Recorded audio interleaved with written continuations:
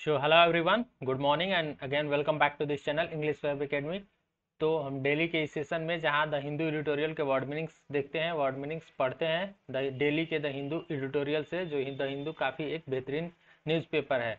उसके हर एक वर्ड के आप यहाँ 3 से 4 साइनोनिम्स देखेंगे एटलीस्ट, और एडिटोरियल में कुछ यूज किए गए इंपॉर्टेंट इडियम्स एंड फ्रेजेस भी इसमें इंक्लूड होता है, जो कि एग्जाम के पॉइंट ऑफ व्यू से काफ़ी इंपॉर्टेंट होता है।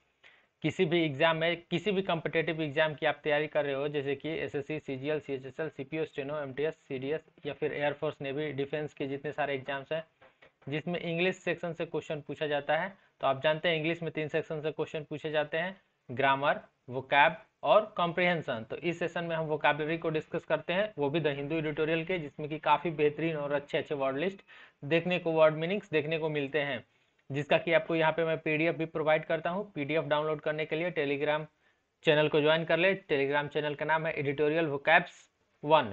लिंक डिस्क्रिप्शन बॉक्स में है, जाके वहाँ से आप इसे डाउनलोड कर ज्वाइन कर सकते हैं टेलीग्राम चैनल, और वहाँ से डेली के पीडीएफ को आप डाउनलोड कर सकते हैं। आइए आगे बढ़ते हैं और देखते हैं कि पीडीएफ डाउनलोड करने के लिए यहाँ पे आप जो दिया गया है, यहाँ से आप टेलीग्राम चैनल डाउनलोड करके आप टेलीग्राम चैनल पे ज्वाइन कर सकते हैं, या फिर हमारे वेबसाइट को विजिट कर सकते हैं। तो देखते हैं आज का एडिटोरियल का है। आज का एडिटोरियल का जो मेन हेडिंग है वो है जूनियर काउंसिल।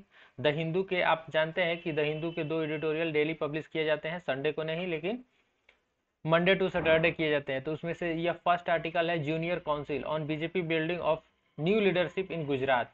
तो गुजरात में जो अभी सत्ता का फेरबदल हुआ है, उसी को, वहाँ के जो सीएम चेंज किए गए हैं, उसी पे बेस्ड यह एडिटोरियल है, और इसी से सभी वर्ड मीनिंग मैंने कलेक्ट किया है। तो बढ़ते हैं वर्ड मीनिंग की तरफ। और इससे पहले यदि आप हमारे इस चैनल पे नए हैं, इंग्लिश वेब एकेडमी, तो इस चैनल को सब्सक्राइब कर लें, वीडियो को लाइक कर लें और दोस्तों के पास भी शेयर करें। यदि आपको ये वीडियो अच्छा लगता है तो जरूर सब्सक्राइब करें। शुरू करते हैं फर्स्ट वर्ड मीनिंग से। आज का फर्स्ट वर्ड मीनिंग है हेगेमनी, जो कि एडिटोरियल के लास्ट में यूज किया गया था, लेकिन मैंने इसे पहले लिया है क्योंकि ये बेहतरीन वर्ड है और एसएससी में पूछा हुआ वर्ड है, और आगे भी इसके ज़्यादा चांसेस है कि पूछे जा सकते हैं किसी भी एग्जाम में। हेगेमनी, इसका मतलब होता है अधिपत्य। जैसे कि कोई एक स्टेट है, कोई एक स्टेट अथॉरिटी है, उस पर किसी ने कब्जा कर लिया, किसी ने कब्जा जमा लिया, अपना जो है प्रभुत्व उस पर जमा दिया, तो उसे हम कहेंगे हेगेमनी, यानी कि लीडरशिप, नेतृत्व, डोमिनेंस, यानी कि प्रभाव, जो प्रभाव से कोई किसी को अपने अधिपत्य में ले लेता है, तो ये हेगेमनी है। नेक्स्ट वर्ड है सेकंड नंबर सबसर्विएंट, यानी कि अत्यधिक आज्ञाकारी या फिर जी हजूरिया। एक प्रकार से कहे इसे तो चाटुकार। जो अत्यधिक आज्ञाकारी होता है वो क्या होता है? चाटुकार ही होता है, कहा जा सकता है। इसके लिए फ्लैटरर वर्ड का यूज किया जाता है। वैसे फ्लैटर यानी होता है चापलूसी करना, तो उसी से रिलेटेड यह वर्ड है सबसर्विएंट, यानी कि साइनोनिम देखे सबमिसिव, सबऑर्डिनेट, ये इसके सिमिलर वर्ड में यूज किया जा सकता है। ओके, नेक्स्ट वर्ड की तरफ बढ़ते हैं। थर्ड नंबर वर्ड है ब्लंट। ब्लंट यानी होता है कुंद या फिर भोथरा। जैसे कि कोई एक नाइफ है, नाइफ यानी कि चाकू, और उसकी धार जो है वो बहुत बेकार है, बहुत मोटा है, तो उसे हम क्या कहेंगे? ब्लंट, यानी कि भोथरा। और उसको शार्प कर दिया जाए, यानी कि उसको तीक्ष्ण कर दिया जाए, तो इसका एंटोनिम्स हो जाता है ब्लंट का शार्प। तो यहाँ पे आप इसके साइनोनिम्स में देखें, अनशार्पेंड, यानी कि अनशार्पेंड, अन लगा है, यानी कि शार्प नहीं, अनशार्पेंड यानी कि भोथरा, तो इसका साइनोनिम्स हो गया डल, स्टब, ये सब इसका सिमिलर हो गया।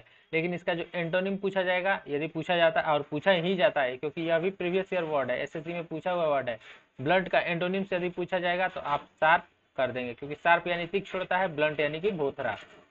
नेक्स्ट है फोर्थ नंबर क्लिनिकल। इसका मतलब होता है भावना शून्य या फिर सिंपल, साधारण के लिए भी हम इसका यूज करते हैं क्लिनिकल वर्ड का। तो एक क्लिनिकल वर्ड है जो मेडिकल टर्म से रिलेटेड है, लेकिन यहाँ पे इसका अर्थ अलग होगा।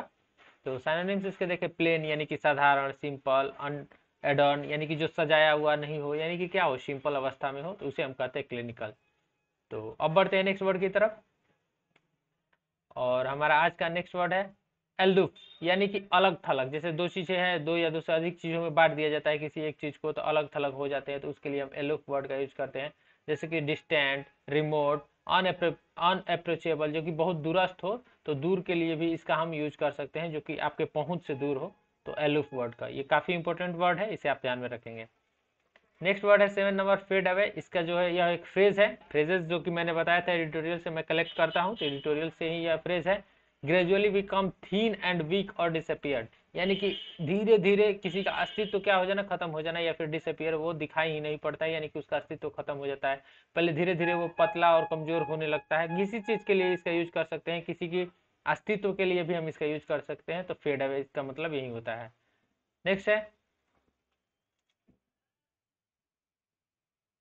नेक्स्ट वर्ड है हमारा वेटरन, जो कि वन वर्ड सब्स्टिट्यूशन में एसएससी में पूछा गया था कि a person who has had long experience in a particular field, यानी किसी भी एक खास क्षेत्र में बहुत ज्यादा जानकारी रखना। कोई व्यक्ति ऐसी जानकारी रखता है किसी एक खास क्षेत्र में, तो उसे हम क्या कहते हैं, उसे कहते हैं वेटरन। वेटरन यानी होता है कि जो ज्यादा जानकार व्यक्ति होता है, तो उसे हम कहते हैं वेटरन, एक्सपीरियंस्ड पर्सन, तो वेटरन कहते हैं। इसे आप ध्यान में रखेंगे, पूछा जा सकता है आगे के एग्जाम्स में।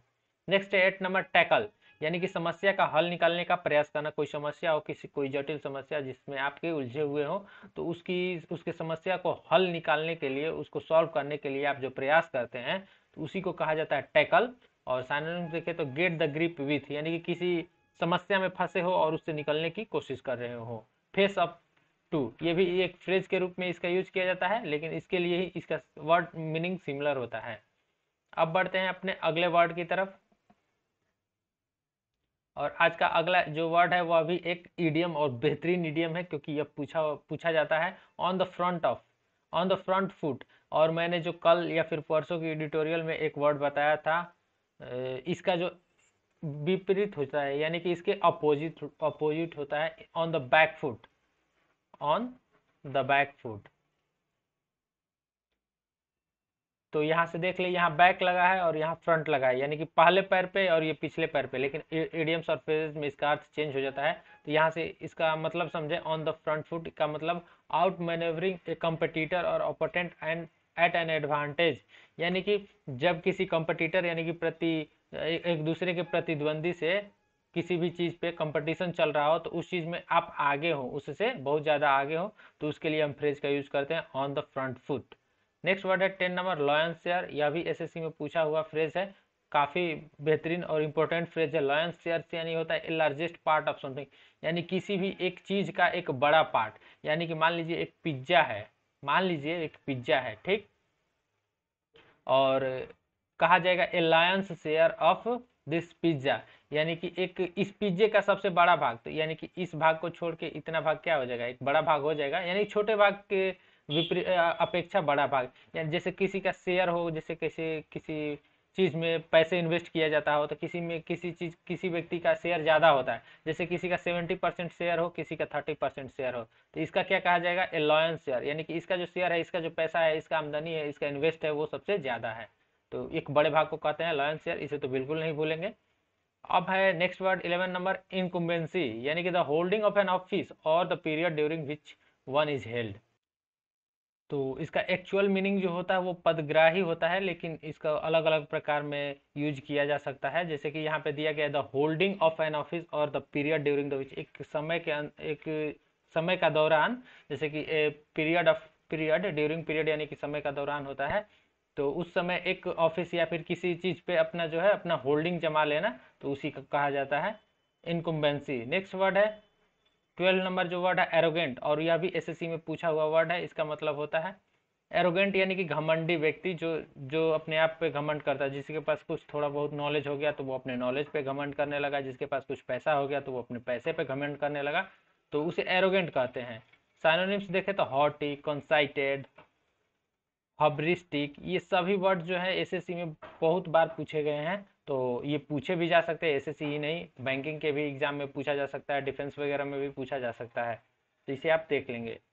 अब बढ़ते हैं नेक्स्ट वर्ड की तरफ। नेक्स्ट वर्ड है हमारा 13 नंबर, इज आउट। यह भी एक फ्रेज है, आज के एडिटोरियल में काफी अच्छे अच्छे फ्रेजेस यूज किए गए हैं। इसका मतलब होता है gradually exclude someone from A post, यानी कि जैसे कोई एक पोस्ट पे आसीन है, जैसे कि अभी जो सीएम थे वहां के गुजरात के, उनको हटाया। पहले जो थे विजय रूपानी थे, कौन थी सीएम थे, विजय रूपानी वहां के सीएम थे गुजरात के, उनको धीरे धीरे पद से हटा दिया गया, फिर लास्ट अंत में अचानक से हटा दिया गया। तो उसके लिए यहाँ पे यूज किया गया है gradually exclude someone from A post, यानी कि किसी एक पद पे आसीन व्यक्ति को धीरे धीरे उसके पद से हटा देना। अब है next word 14 number, cutting out. यह भी एक फ्रेज है, इसका मतलब होता है छोड़ना, किसी आदत को छोड़ना या फिर अपने जगह को छोड़ना, पद उद को छोड़ना। पद को छोड़ने के लिए एक बेहतरीन वर्ड का यूज किया जाता है एब्डिकेट। जैसे कोई अपना पद छोड़ता है तो उसके लिए एब्डिकेट का यूज किया जाता है। लेकिन कटिंग डाउन ये सब फ्रेजेस है जिसे नॉर्मली रूप में यूज किया जा सकता है। तो साइनोनिम्स देखें तो गिव अप यानी कि त्यागना, गो विदाउट, क्विट यानी कि त्यागना, छोड़ना, ये सब इसका मतलब होता है। नेक्स्ट है 15 नंबर, फॉर्मिडेबल यानी कि जो डर पैदा कर दे, वह इस परिस्थिति चाहे वह सिचुएशन जो आपके मन में डर भय पैदा कर दे तो उसे कहते हैं फॉर्मिडेबल। सिनोनिम्स देखें तो इंटिमिडेटिंग, डाउंटिंग, ये सब इसके सिमिलर वर्ड है और यह भी एसएससी में पूछा हुआ वर्ड है। अब नेक्स्ट वर्ड है 16 नंबर, और यह भी प्रीवियस ईयर ही वर्ड है, प्रीवियस ईयर वोकैबुलरी में पूछा गया था। बैरियर्स यानी कि अवरोधक वस्तु, यानी कि जैसे कहीं आप रास्ते में, ये आपका रास्ता है और आप इसमें कहीं जा रहे हैं, ठीक, और इसमें कोई क्या किया कि आगे से रास्ता बंद कर दिया, ब्लॉक कर दिया या फिर बैरियर लगा दिया, तो इसी को कहा जाता है बैरियर, जो कि किसी रास्ते में अवरोधक पैदा करे, ठीक। तो इसका साइनोनिम्स देखें तो हर्डल, बैरिकेड, फेंस। इसमें जो सबसे ज्यादा प्रिविलेंट वर्ड है हर्डल, यह बहुत बार पूछा गया है, तो इसे ध्यान में रखेंगे। और बढ़ते हैं नेक्स्ट वर्ड की तरफ। नेक्स्ट वर्ड है 17 नंबर, रिवोल्ट, यानी होता है कि विद्रोह करना। जैसे कि किसी सरकार या फिर किसी भी एक खास ग्रुप के खिलाफ, जैसे कोई बहुत सारे व्यक्ति होते हैं उनसे परेशान हो जाते हैं तो उनके खिलाफ क्या कर देते हैं, विद्रोह कर देते हैं, तो उसी को कहा जाता है रिवोल्ट, यानी कि उनकी बातों को नहीं मानते हैं, उनके खिलाफ हो जाते हैं। साइनोनिम्स देखें, रिवेल, राइज, टेक अप आर्म्स, यह फ्रेज है, इसका मतलब होता है विद्रोह खड़ा करना, तो इसे आप ध्यान में रखेंगे, याद कर लेंगे। नेक्स्ट है 18 नंबर, एटोनॉमी। यह कई बार मैंने वर्ड इसको बताया है, वन वर्ड सिचुएशन में पूछा जाता है यह वर्ड एटोनॉमी, यानी होता है स्वायत्तता। तो द राइट और कंडीशन ऑफ सेल्फ गवर्नमेंट, यानी कि किसी भी एक खास क्षेत्र पे अपना जो खुद का गवर्नेंस यानी खुद का अधिकार स्थापित कर देना, क्या कहलाता है, ऑटोनॉमी। नेक्स्ट है 19 नंबर, कंपोजिशन, यानी कि घटक होता है, जैसे कि बहुत कोई चीज है जो कितने सारे चीजों से मिलके बना हुआ होता है, जैसे कि साल्ट का बात करें हम, यानी कि नमक, तो इसमें पढ़े हैं इसका जो फॉर्मूला होता है, बेसिक फार्मूला NaCl, यानी कि सोडियम क्लोराइड। तो ये सोडियम और क्लोराइड दो चीजों से मिलके बना होता है, दो चीज में इसमें कंपोनेंट है, मेन कंपोनेंट कौन सा है, सोडियम और क्लोराइड, तो इसे कंपोजिशन कहा जाता है, यानी घटक। मेकअप, मिक्सचर, अमलगम, माने कि जो मिलावट, जी दो चीजों या दो से अधिक चीजों से मिलकर जो एक चीज बना रहता है उसे कहते हैं कंपोजिशन। नेक्स्ट वर्ड है 20 नंबर, इंडेप्टेड, यानी किसी के प्रति अत्यंत कृतज्ञ, यानी किसी का एकदम बात मानना, उसका उसके बात को कभी भी इनकार नहीं करना। तब बिहोल्डेन, ऑब्लाइज्ड, ये इसके साइनोनिम्स है और यह भी बहुत इंपॉर्टेंट वर्ड है, तो इसे भी आप ध्यान में रख लेंगे। तो